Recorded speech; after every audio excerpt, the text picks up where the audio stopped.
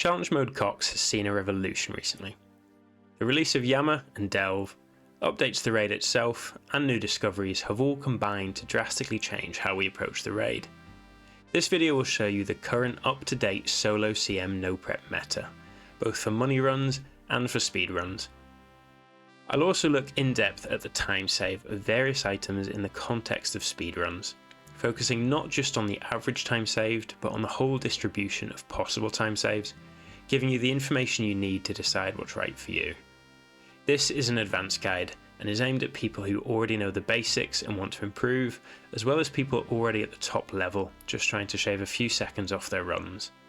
The maths of speedrunning is an incredibly interesting area, and I do plan to release a video on it in the future, so I'll try and keep this video relatively maths free, but if you are interested in anything in more detail, do feel free to message me on Discord or leave a comment below. And as always, please do consider liking the video and subscribing if you find this guide helpful, as it helps me release more videos like this in the future. It's hard to start this guide without talking about setups, and this is probably the most mathsy part of the video, so if you're not too interested, then you can skip about 6 or 7 minutes in. I will have it timestamped in the description. The core of the solo CM setup looks something like this. Max melee, max mage, and a 6-way range switch are standard, and then we have some room specific items. Pickaxe, ZGS, P-neck, and of course room pouch, surge pot, sweets, and the Book of the Dead. This leaves us with 4 slots which can be filled with different items, and the items you pick depend on your goals. If your goal is profit, or if you're an Iron Man, you don't want to be guzzling purple sweets. In that case, you'll need to replace your sweets with a stam and bring a locator orb into the raid for a rope skip. You'll also need to bring a brew to get you through Vanguards, and this will leave you with 2 remaining slots instead of 4. The next most important item to bring is something to kill Ice Demon. There are 2 options here, Emberlight or Burning Claws. Claw specking 4 times with a surge pot and then doing auto attacks until it dies is quicker than Emberlight on average, and also has much better potential for quicker kills. Looking at the distribution of kill times for each weapon, we can see that claws have a much higher chance of killing it sooner at the expense of a longer tail distribution. They're also quicker on average as mentioned, with Burning Claws taking an expected 8.9 hits to kill compared to Emberlight's 10.0. As we're concerned with the probability of killing it within a certain threshold, we're really interested in the cumulative distribution of kill times. This chart shows the cumulative probability of Ice Demon being dead by a given number of hits. You can see that because of the higher kill odds at lower numbers of hits, Burning Claws have a huge advantage over Emberlight if you're looking for really fast kill times, and they're also much more likely to kill it all the way up to 12 hits total. The crossover point is important. The lines cross over at about 87% probability, meaning that 87% of the time Burning Claws will be quicker. The gap between the distributions widens at lower probability points too, meaning that the luckier you are, the more time Burning Claws are expected to save. This is the essence of what playing for potential means, and Burning Claws versus Emberlight is one of the best examples of it. Here you gain the chance at better kill times, shown by the green shaded region, in exchange for also having a chance to kill it much slower, shown by the small red shaded region. Importantly, in this example, claws are better on average anyway, which makes them the obvious choice for speedrunners. However, we do also need to weigh the cost of using spec energy against alternative uses, for example doing a Voidwaker hit on Shamans. Another way to view this information is by looking at the distribution of expected time saves. You can again see the potential here of Burning Claws. It's heavily weighted towards saving 1, 2 or 3 hits over Emberlight, but this comes with a narrow downside potential too. All that being said, Emberlight might have a place in some setups. For people without Burning Claws, it's the next best option, and there are setups that make use of Voidwakering Shamans as well, though this forces you to use a Voidwaker on Vanguards as well, which results in slower times overall compared to using Burning Claws for Ice and Vanguards. This tangents nicely into the next option we have for our inventory, spec weapons. There are 2 options here really, Voidwaker and ZCB, and the primary use case is for Vasa. Bringing Burning Claws means that we won't use our Voidwaker anywhere other than Vasa and possibly Mystics. ZCB can be used at Vespula as well as Vasa, and on head phase as well, if we only use 2 ZGS special attacks at Muttadile, and assuming that we're comfortable suiciding at Ohm in order to reset our Surge pot cooldown. On very fast runs, it might be preferable to not spec Mystics and save spec for Ohm as well, or have another ZGS for Muttadiles in case one misses. And you may not be able to ZCB Vespula if you do 5 Burning Claw specs at Vanguards. What you bring is really up to you, and it depends on your goals and how you plan to approach the raid. After you've chosen a spec weapon, you'll have 2 slots left, and there are 3 options. Bronze Axe saves 8 ticks, Salve saves 7.5 ticks on average, and a Lockpick also saves 7.5 ticks on average. All are therefore very similar time saves, and the main focus is therefore on the distribution of these time saves. Bronze Axe will save 8 ticks 100% of the time. There's no variance at all. It's guaranteed every time you bring it into the raid. A Salve increases DPS on Mystics, so the time save is pretty much a normal distribution centered around 7.5 ticks, and a Lockpick makes a significant change to the Thieving room, largely by reducing the variance significantly. The distribution of Salve and Lockpick time saves are shown on screen now. What these graphs show are the expected number of 4-tick room cycles saved by bringing these items. You can see the tight grouping of the Salve's time save, generally saving 2 room cycles but having potential for 1 or 3 as well. Lockpick shows a much greater variance, reflecting that Thieving has the potential to be very slow without a Lockpick, and bringing a Lockpick reduces this chance significantly. Note that it is possible for Lockpick to save no time at all. In other words, it's possible to get a good Thieving without a Lockpick, but it's not really possible to get a bad Thieving with a Lockpick, and this might be something to consider when choosing what items to bring. Hopefully that's been a useful bit of background to the various items you can choose to bring. This is what I currently bring, having only recently swapped out a Void Waker for a ZCB since I've stopped speccing Mystics. I like the guaranteed 8-tick time save of the Bronze Axe, and it means that I can drop it after ice as well as banking the Salve, and this means that I always have an inventory space after Vanguards to take all the potions and still have a slot free for Thieving. I prefer Salve to Lockpick because I know that I can get good Thieving without a Lockpick, but Salve is always going to save me time on Mystics. One final option which is always worth mentioning is that you can take more supplies. Axe, Lockpick and Salve can all easily be replaced with more brews, and you can even drop the Slayer Helm if you need. I'd strongly recommend not taking more than 1 or 2 extra brews while learning. If you consistently need the extra supplies, then it means you're losing a decent amount of health to other parts of the raid, or managing your supplies poorly. If you're learning, then I suggest practicing the procedure in full layout regular raids with the correct setup until you're comfortable, rather than dropping items to bring more brews.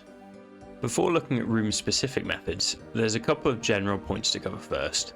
The first is banking. When you click Deposit All, your items are deposited in reverse order, starting from the 28th slot in your inventory and working backwards. When you click Withdraw All, your items are withdrawn in reverse order too, starting from the last item in the bank. We can take advantage of this at certain points, but more generally it pays to be prepared when you approach the bank. There are 3 times you'll touch the bank during a CM. The first is Ice Demon. The way we order our inventory at the start of the raid is important. It means that when we reach the Ice Demon chest, all our bankable items are in order, ready to bank. You can see here that my Pickaxe, Avernic, Pneck, Salve, ZGS and ZCB are all in a neat 3x2, ready to bank quickly. These are the 6 items we'll want to take out for floor 3 when we reach Thieving, so having them in order is important for later. Notice that I don't bank them all yet. After banking these 6 items and going back to pick up the pots I dropped to start chopping, I can then bank the Overload and the Maul. This will be important later, as it means the Maul is the last item in our bank, so when we click Withdraw All, it will fill our inventory.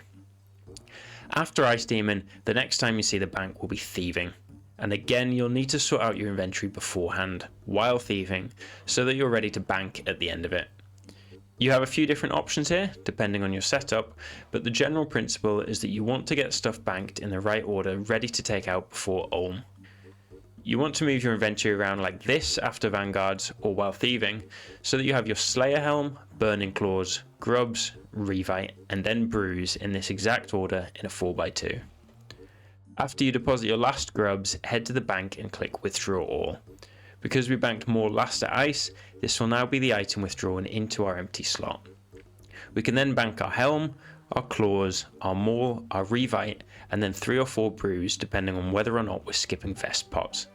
This ensures that when we get to Ulm, the maul, revite and brews are all right beside each other in the bank, and we know they're going to be in slots 3, 4 and 5 of the bank, ready to withdraw as well.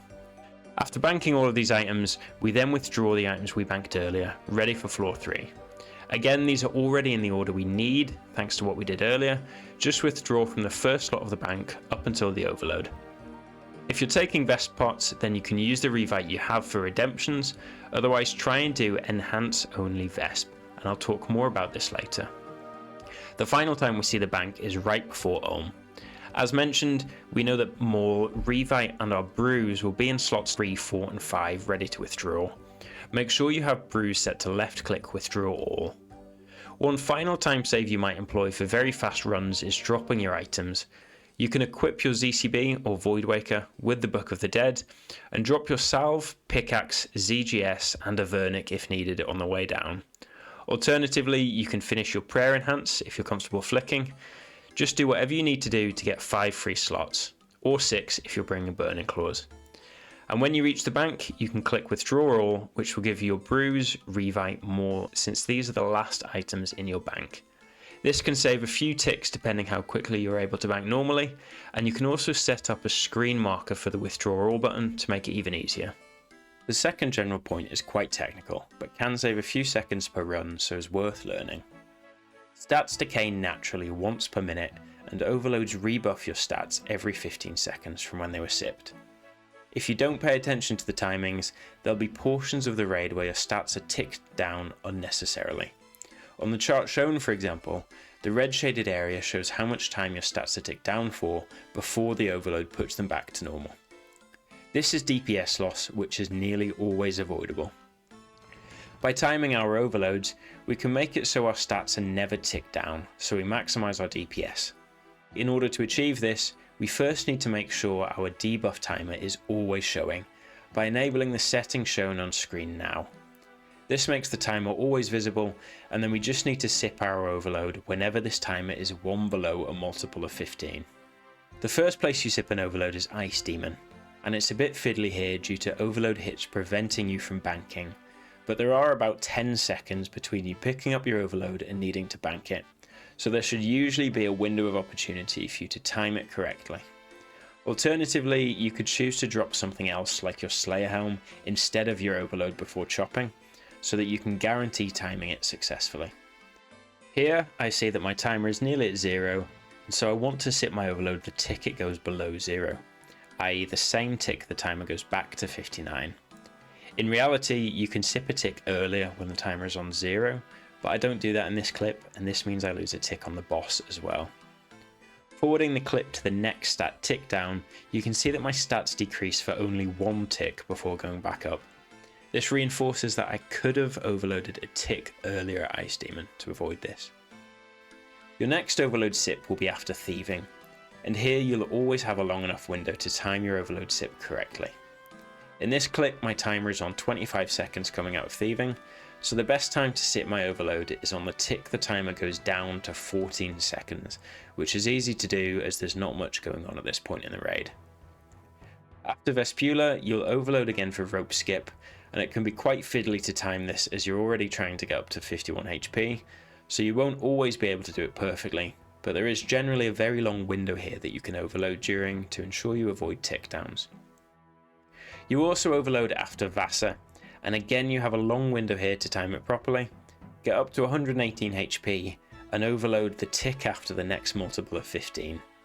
In this clip I actually overload slightly late, so I will spend a little bit of time tick down, but it's much better to do this than to do it randomly. Finally, during Ohm, you'll overload when your previous dose runs out. If you resip it as soon as the previous one runs out, you'll stay on the same cycle you were on and keep avoiding tick downs, as long as you correctly sipped the overload before mystics. I realise this video is already 50 minutes long and I haven't even started talking about rooms yet, so I'll jump straight in. At Tekton, close lure is always faster on average, and has a higher probability of kills quicker than around 1 minute 20 and below. Doing far lure with a shadow and taking avenge on the first rotation does give roughly a 1 in 250 chance at a 0 anvil Tekton, and is only a few ticks slower on average, so this might be a decent option if you want to play for potential while still having good average times. Assuming you're using the close lure, you'll want to start the raid on tick 0. Enter and go to the tile shown, spawning your thrall and putting on preserve in order to extend your Zami brew duration, which you should pre-pot for the extra attack levels. Your first maul should be on aggressive for the extra max hits, and your second maul should be on accurate. If your maul misses, Tekton will only be 14 ticks slower on average, so it's quicker to continue the run than to reset if your goal is money runs, but if you're aiming for a speed run, then just reset. Cast Death Charge after the first rotation, and then move between the two tiles shown until Tekton leaves the anvil. Attack it the first tick it becomes attackable. You should have pre-venged before entering the raid, and you'll want to take a venge hit after the first anvil to make use of the higher max hit of Tekton while he's enraged. After Tekton dies, click to move to the southwest tile of Tekton's central 2x2. Sometimes Tekton will be transparent, depending on the attack animation it was using when it died, and whether or not you overkilled it. This will allow you to pre-move to the tile pots will spawn on. If not, you'll path there either the tick they spawn or the tick after. Tick by tick, efficient pot picking looks like this. On the first tick you'll pick up the enhance, on the second tick you'll sip the enhance, and on the third tick you'll drop the enhance and click to pick up the overload. Finally, you'll click to path to the next room.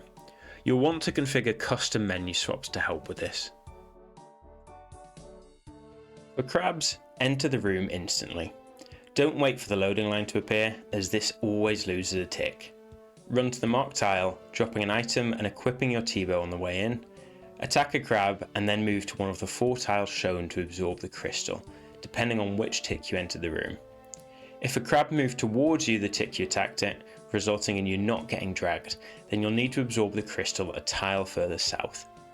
It's possible to react to the crab's movement to avoid getting dragged.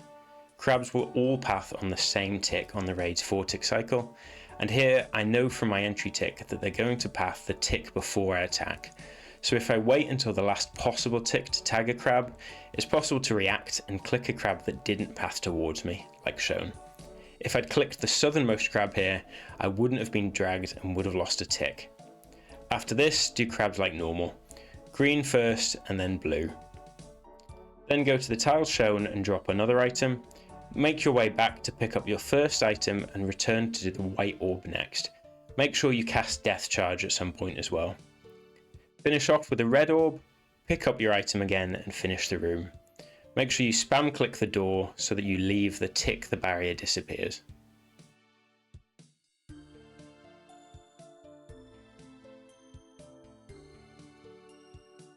At Ice Demon, starting chops efficiently depends on whether or not you bring an axe. If you do bring an axe, you'll want to drop an item on the same tick you click the first tree, then move to the next tree 1 tick later. You'll want to drop another item and click the tinderbox the tick you get the first XP drop, then keep moving towards the braziers, going to the trees shown on screen in order. This method ensures you're as close to the brazier as possible for each chop, meaning you'll spend less time pathing if you happen to get good chops.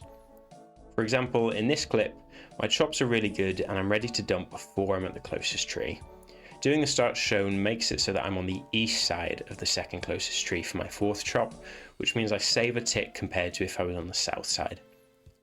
If you don't bring an axe, you'll want to drop 3 items on the floor before you reach the axe spawn. Pick up the axe, path backwards, starting a chop cycle on the tree shown before moving back towards the tinderbox. Pick up the tinderbox on your XP drop, and then again start pathing between chops on the trees shown. The rest of this procedure is the same as before, and again this ensures that you're as close as possible to the braziers when you get enough kindling. When should we dump? By running simulations of the room, we can calculate that the optimal times to dump are when we get at least 25 kindling for the first set of chops, 24 for the second, and 12 for the third. The room time isn't too sensitive to these numbers if you're only 1 or 2 away, and there are cases where other numbers are optimal. For example, if your second set of chops is very bad, it can be slightly better to dump earlier. And if your first 2 sets of chops both happen to be very high, it will be better to dump fewer kindling on the third set. On the second set, you'll want to start a chop cycle on the closest tree, and then path to the next tree in order to keep the closest one alive.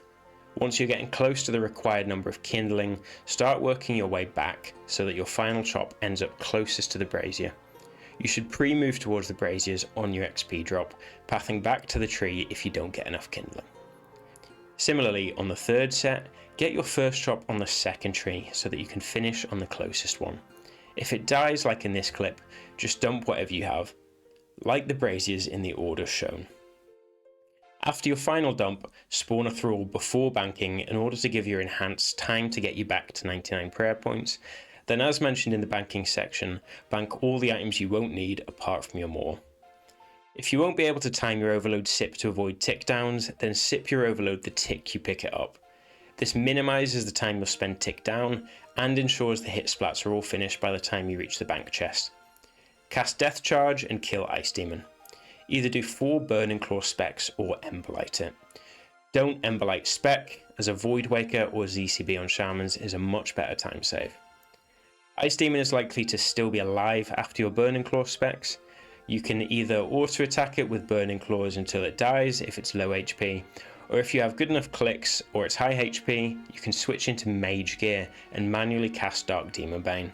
And this is quite a bit more DPS than Burning Claw autos, and makes Burning Claws an even better option than Emberlight. If you are bringing a lockpick, or if you're taking Void Waker or Emberlight, then your inventory will be full after Vanguards, and you'll need to lose a tick at Thieving by pathing differently, so that you can drop an item to fit grubs. You can avoid this by taking a few runes out of your pouch at Ice Demon, and then banking your pouch. At Vanguards, you can then drop all of your runes towards the end of the fight before picking up your pots. Drop your runes after casting Death Charge for the last time. This gives you an extra slot for Thieving and means you can avoid the tick loss. Shamans are a relatively straightforward room. Make sure you get Death Charge off on both of them to get spec back for Vanguards. If you are taking a Void Waker and aren't using Burning Claws on Ice Demon, you can Void Waker Shamans as well. This isn't as bad as it seems as long as you organise your inventory early to get your switches ready. Here you can see that at Ice Demon, I've moved my helmet out of the way, and after I kill ice, I equip my Void Waker, then my Mage Gear, and then my Range Gear. This leaves my 8-way Void Waker switch in the correct place. Debo the first Shaman a couple of times, and after it attacks, drag it back to the door by going to the tile shown. Go back along the wall and dodge poison as usual. Wait until you see the Shaman attacking 1 tick after you. When you see this, do 1 more T-bow, move 3 tiles away, and switch into your melee gear and spec. After your XP drop, click back to a different tile 3 away from your previous one, and you'll automatically dodge any acid and it won't jump. Here it is in real time.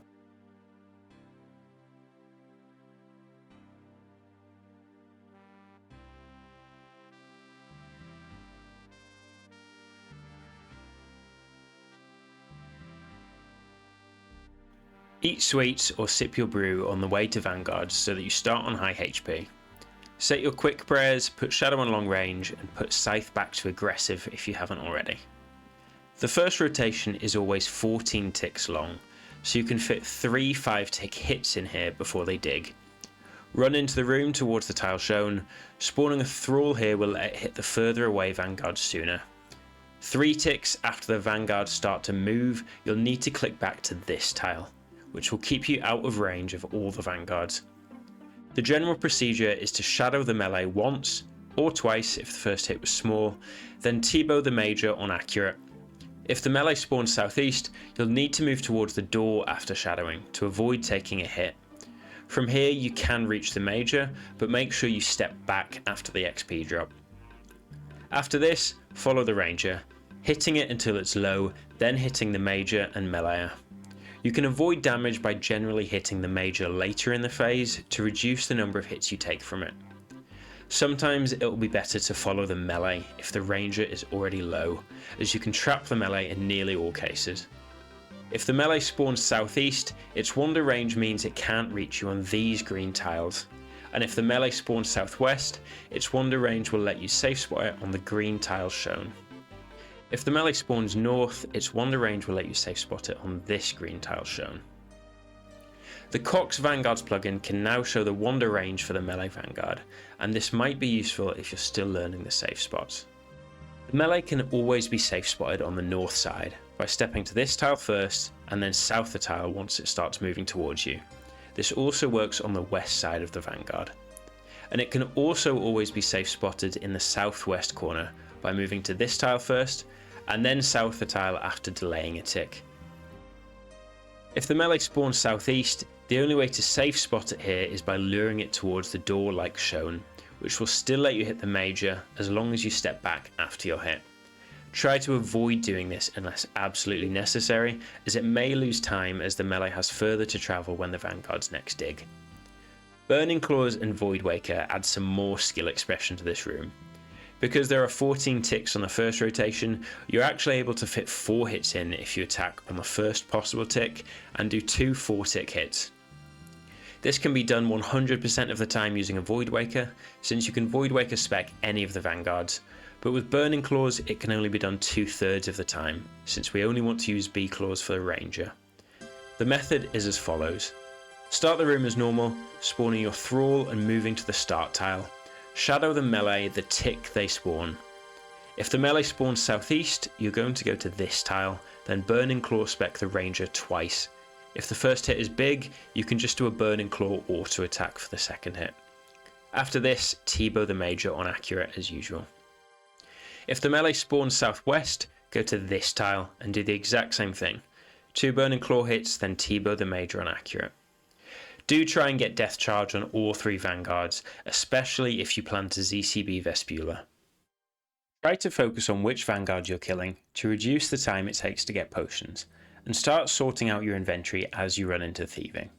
As mentioned in the banking section, you'll want to organise any items you're banking into a neat 2x4 ready to quick bank. Always thieve these 3 chests first, as you spend 0 time pathing to them on the way to the trough. If you get 8 or more grubs from the first 3 chests, or if you brought a lockpick, then dump the grubs straight away. If not, then thieve from the next chest marked in blue before dumping. Continue sorting your inventory on the way to the trough, and then immediately begin thieving from the 4 chests shown in green. Your main aim is to minimise the time the scav spends not eating. You should aim to thieve 3 chests, then dump what you get generally, until you've dumped 30. As with Ice Demon, there is some skill here. If you happen to thieve quickly, and the scav still has a bit of time before it stops eating, then you should thieve the 4th chest, like in this clip. Here, I've dumped 19 grubs total, so the scav will stop eating when it hits 11. After thieving my 3rd chest, the scav is only on number 15, and this means I've probably got enough time to do another chest before dumping. This reduces the chance that it'll stop eating on subsequent rotations. You can actually be even more precise. In this clip, I'm only on the 3rd chest and the scav's about to run out of grubs when it reaches 14 and will stop eating. I'm able to cancel my thieving action by putting on a prayer and then dumping what I've got, ensuring that the scav keeps eating.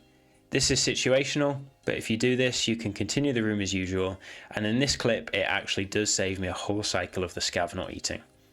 To time this, you should turn on a prayer to cancel your action the same tick that the scavenger eats 1 number before the final grub. For example, in this clip, there are 16 grubs in the trough, so the scav will stop eating when it reaches 14. I therefore want to put on a prayer the tick the scav goes to 15. This will cancel my action and I can path to the trough a few ticks later to deposit what I've got before it stops eating.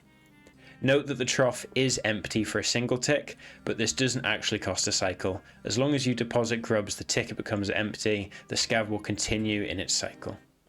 If you can successfully do this, then the time save of bringing a lockpick is diminished even further, since this situation is much more likely to happen when not bringing a lockpick. After you've dumped your grubs, bank your items as discussed earlier, and withdraw everything you need for floor 3. Overload after the next 15-second interval to avoid stat tick downs, unlike in this clip.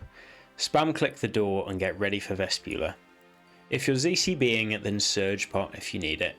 Alternatively, it's possible to shadow the scav on the way in with death charge to get the spec needed instead. This will let you save your spec pot for later if you intend to suicide at home to reset it, and even if you lose a tick shadowing the scav, this still results in an overall time save as it saves spec for later. Shadow from the mark tile on long range and then ZCB spec, then switch back to shadow on accurate. My preferred method of doing Vesp is to click Augury and Redemption on the way in, then turn Augury off on my XP drop and turn Redemption off 2 ticks later. This reduces prayer drain and lowers the chance of getting smited. If you do get smited and don't have any enhanced doses remaining, it's better to do a hit without Augury than to delay until you get Augury back. If you're skipping Vesp pots, then put Rapid Heal on as soon as Vesp dies and start moving to the room exit. I'd also recommend sipping another dose of Enhance, as this will give you an extra prayer point and stop you getting smited. Do rope skip like normal, and if you are skipping Vesp pots, be aware that you may be stalled by the door for a few ticks and might need to adjust your rope timings accordingly. Again, try to overload on the 15-second timer to avoid tick downs and get ready for rope skip. I won't go into too much detail on rope skip as Kirby's guide covers this brilliantly, but tick by tick, rope skip looks like this. On tick 1, ticky if required, and click beside the crystal. On the next tick, click the crystal, then on tick 3, just wait. On the next tick, click back beside the rope, and on the tick after this, you want to click your P-neck, your suite, and rope, all on the same tick. Note that you can equip your P-neck a tick earlier and it'll still work, so I'd recommend always clicking neck and then suite if you're not too comfortable with the ticks. This reduces the chance of you clicking suite a tick early. Eat sweets on the way down to get you back to high health, and organise your inventory for Vasa. Guardians is pretty straightforward. Just kill them both, don't lose ticks, and death charge if you need spec back. A thrall can be used here to add an additional projectile onto the Guardians, which gives a chance at overkill. This can save a tick on the death animation, and can save you an entire 4-tick room cycle as a result. Thrall overkill while meleeing can only happen if you get a PID loop, which is a very rare event. In order for this to occur, we also need our thrall to be attacking on a certain tick. We can use a 4-tick visual metronome and sync it in the raid lobby so that the 4 of our visual metronome is in time with the 0 of the raid start timer. We then need our thrall's hit splat on the Guardians to take place on tick 3 of the visual metronome. You can achieve this by spawning the thrall after you've clicked the Guardian on tick 1. We want to spawn thrall as late as possible to maximise the chance of the PID loop occurring. After Guardians die, we want to enter Vasa on the north side of the room instantly to do Vasa tech properly. Spam click through the barrier, path to the red proc tile as soon as you get through, and as soon as you reach it, path back to the other red tile shown. As soon as you reach this, click back through the barrier. If you bring a ZCB, then starting with the ZCB spec instead of a T-bow shot is quicker overall, but this will mean that you only get 4 T-bow shots in before Vasa gets the crystals. If you do T-bow first, you'll be able to get 5 T-bow shots in if Vasa goes to the east crystals. This also gives higher odds of a 0 crystal Vasa. Double Void Waker ensures that you can get 4 T-bow shots on all 4 crystals and has even higher 0 crystal odds. ZCB into Void Waker gives the highest 0 crystal odds at the expense of having less spec for Ohm and sacrificing a backup ZGS on Muttadiles. Make sure you death charge Vasa as soon as you send your last T-bow shot. This should last through until the first Mystic. Eat up to 118 health and overload on the next 15-second cycle to avoid tick downs as usual. Lure the first Mystic close. Make sure you get death charge off on all 3 Mystics if possible, and ensure you're brewing every 15 seconds if you're below 99. We want to start Muttadiles on the highest HP possible. After the last Mystic dies, enter Muttadiles from the north side, delaying a tick after the barrier disappears in order to skip the tendril. Spawn a thrall on the way in and instantly attack the Muttadile when it spawns. Step under it every 5 ticks, and you can flick your melee top and bottom on after attacking in order to reduce damage taken. Spec it with your ZGS just above 50% health, and if you miss then spec again, even if you don't have a surge pot. If you do have a surge pot, then you'll be able to use it and death charge in order to get a third spec back for big Muttadile. If the first spec lands, then you'll have 2 ZGS specs for the big Muttadile, which can be fiddly to time given that it can chomp you. If you're speccing it above 50% health because you have 2 ZGSs, wait until it attacks you before going into spec. Make sure you death charge both Muttadiles. If your ZGS on the big Muttadile misses, or if you don't have one, there's a partial safe spot you can use to drastically reduce your damage taken. Once Muttadile goes to the tree, path to the tile shown. After one more cycle of healing, it will nearly always get stuck on the scenery and won't be able to attack you. It is possible for it to path after healing and free itself, so make sure you still stay aware and keep your prayers up. And as always, make sure you stay high HP all the time in Muttadiles. Brew on 15 seconds anytime you're below 99 HP. After Muttadiles, sort your inventory out on the way down, and get your items ready to bank or drop. As mentioned in the banking section, your Maul, Revite and Bruise will be in slots 3, 4 and 5 of the bank. If you're taking Burning Claws into the raid, then the best use of spec energy on Ohm actually makes use of a single Burning Claw spec as well. Therefore, it will be advantageous to bring B-Claws, ZCB and Maul into Ohm. Therefore, make sure that you bank your Slayer Helm first at Thieving, so that B-Claws are definitely the second slot in your bank. If you only use 2 ZGS specs at Muttadiles, you should be going into Ohm on around 85% spec energy. You will either have 1 or 2 spec pot doses, depending on whether or not you were able to death charge the scav after Thieving. The best use of spec energy at Ohm looks like this. On phases 1 and 2, do a single Maul spec, and after phase 2, sip your first dose of surge pot, which should be off cooldown as long as you spec potted immediately after speccing small Muttadile. Then suicide close to the door to ensure that you're able to pick up your pots quickly.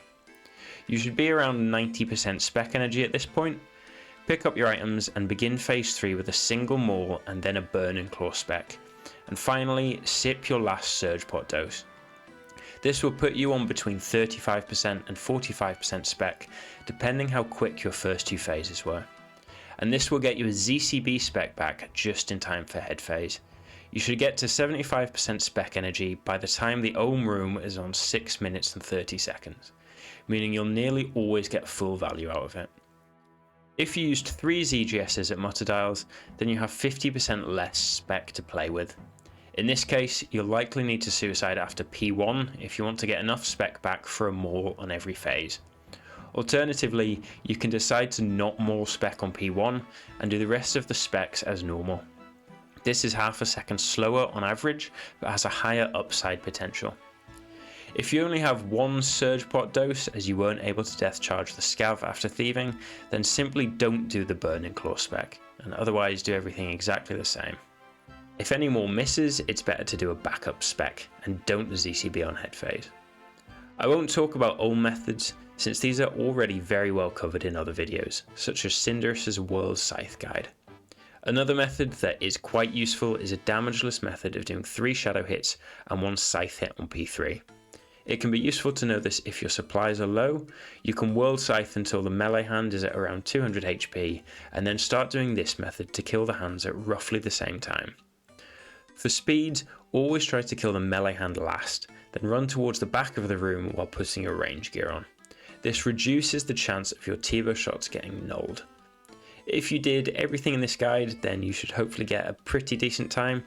But if you have any questions or want any videos reviewed, then do just drop me a message on Discord or leave a comment below.